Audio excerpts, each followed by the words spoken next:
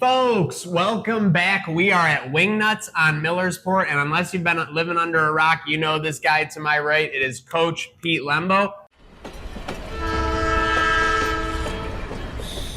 Coach, thank you for joining me for this very experimental new series we are working on going into your second season. Well, I'm happy to be here, and we're getting to that point in the summer where we're actually going to get a little break as a coaching staff. So I wouldn't mind sneaking under a rock for a few days and just disappearing. But it's good to be here with you and here at Wingnuts, one of our favorite places, great supporters of the program.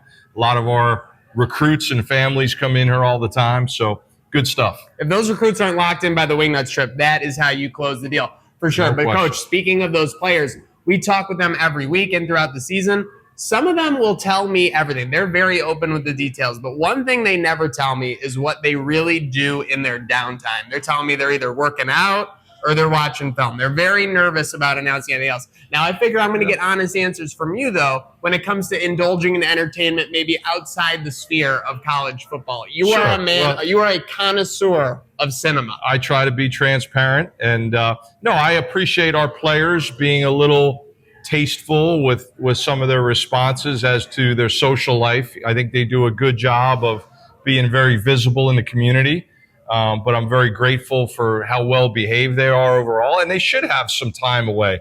They should be able to be regular young adults. And obviously, we're living in a world where everything is on your phone, so they got to be careful. But got to be responsible more than careful. No question, no question, and understand you're a part of something a lot bigger than yourselves. But we want them to enjoy their time here, and I think they do. I mean, when you look at it, we've had some of the best retention in the entire Division I FBS.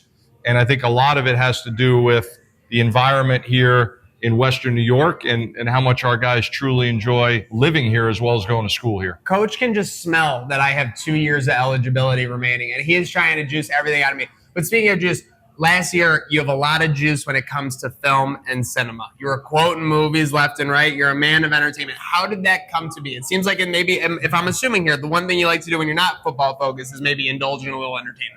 Well, and an occasional adult beverage is not a bad thing either. Love it here at Wingnuts on Millersport.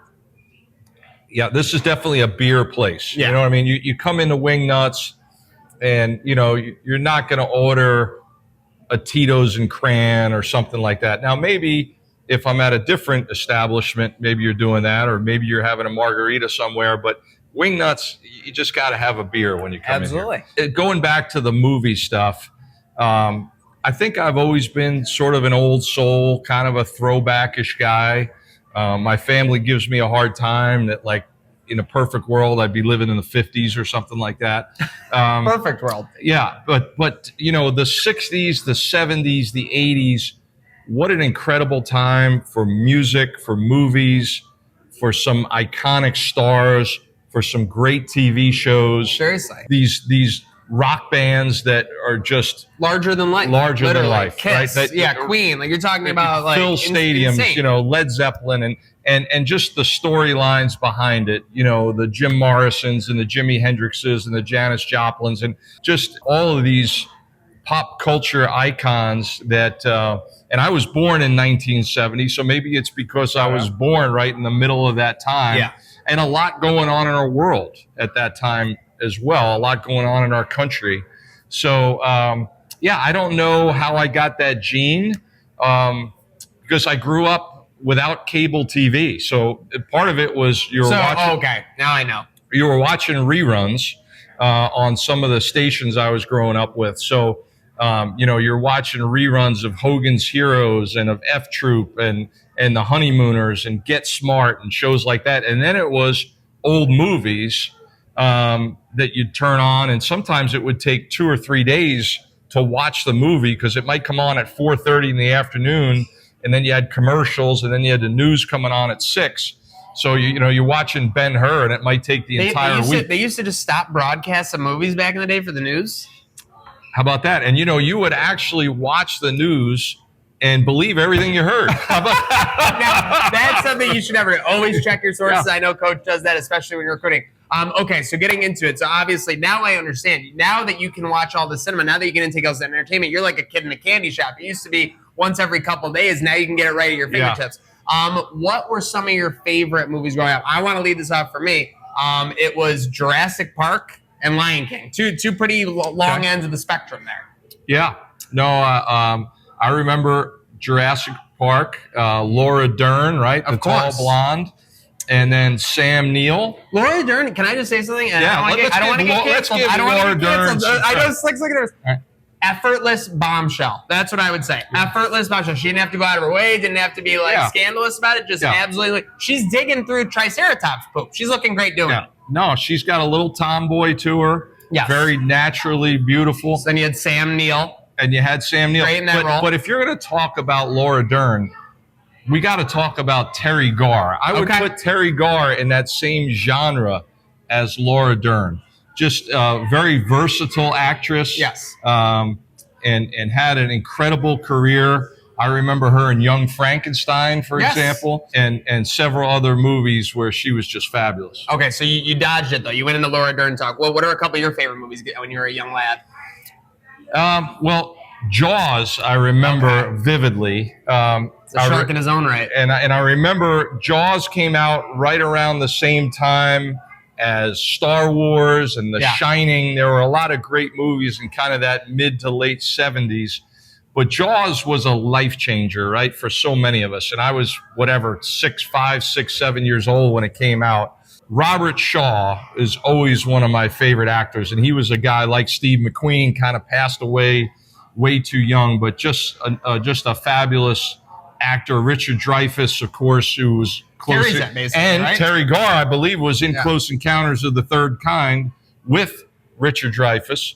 And then there was Roy Scheider, who was fabulous as Chief Brody. Yeah, for those of us that grew up on the coast, around the water, going to the beach, going out in boats, Jaws was just a game changer. Obviously, you were young. Is it the scariest movie you could remember, Jaws?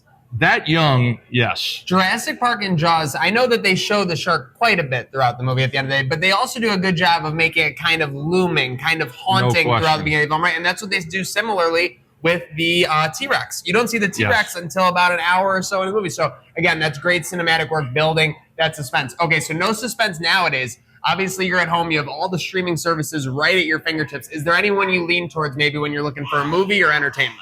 No, not so much. I do binge watch some stuff from time to time. So my periods of time to watch. You got to be coming up on a big binge window right now. Potentially, but it's so nice out. You want to spend time outside and maybe do a little bit of travel in here. But let's just say over Christmas break, like we had a little break there between the end of finals. The players got a little break, and then we started up bowl practice again right after Christmas.